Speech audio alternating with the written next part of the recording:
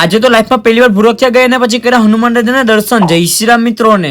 સૌથી પહેલા સવારના 7 વાગે અમે બધા પહોંચી ગયા ભૂરખિયા, કારણ કે અહીંયા કરવાના હતા હનુમાન દાદાના દર્શન. એટલે પછી મંદિરની અંદર પ્રવેશ કર્યો ને પછી નીકળી ગયા દાદાના દર્શન કરવા. મસ્ત મજાના ભૂરખિયા હનુમાન દાદાના દર્શન કર્યા. મિત્રો તમે બધા દર્શન કરી નાખો ને કમેન્ટ બોક્સમાં જય શ્રી રામ પર લખી નાખજો. આ દાદાના દર્શન કરીને મન એટલું પ્રફુલ્લિત થયું કે મિત્રો તમે વાત જ પૂછો માં. આ દર્શન કર્યા બાદ ત્યારબાદ અમે બધા ભાઈ ભેગા થઈને આવી ગયા ગરમા ગરમ ચા પીવા. હવે ચા પીને ગાડીને ટ્રેનની જેમ ભગાડીને ત્યારબાદ અમે પહોંચી ગયા સ્વામિનારાયણ મંદિરે. આ મંદિર બંધ હોવાના કારણે બહારથી દર્શન કરીને અને પાછી ગાડીને ટ્રેનની જેમ ભગાડીને ત્યારબાદ અમે પહોંચી ગયા શનિદેવના મંદિરે. મંદિરે પહોંચીને સૌથી પહેલા કર્યા હનુમાન દાદાના દર્શન. દાદાના દર્શન કરીને ત્યારબાદ અમે નીકળી ગયા શનિદેવના દર્શન કરવા. અને બધા મિત્રોએ હાથમાં તેલ લઈ લીધું ને પછી શનિદેવને ચડાવ્યું. શનિદેવના દર્શન કરીને ત્યારબાદ અમે આવી ગયા સૂર્યદેવના અને રાંદલમાના દર્શન કરવા. દર્શન કરીને નીકળી ગયા આગળ. ત્યાં તો દેખાઈ ગઈ મહાદેવની ઘણી બધી શિવલિંગ. અને અહીંયા કોણ કોણ આવેલું છે તો કમેન્ટ બોક્સમાં મને જણાવી દેજો. આ મસ્ત મજાના દર્શન કરીને ત્યારબાદ અમે પહોંચી ગયા સ્વામિનારાયણના મંદિરે, જો કે શનિદેવના મંદિરથી થોડુંક જ દૂર છે. તો બસ આજના વિડીયોમાં આટલું જ. આપણે બધા મળીએ બીજા મિની વ્લોગની અંદર.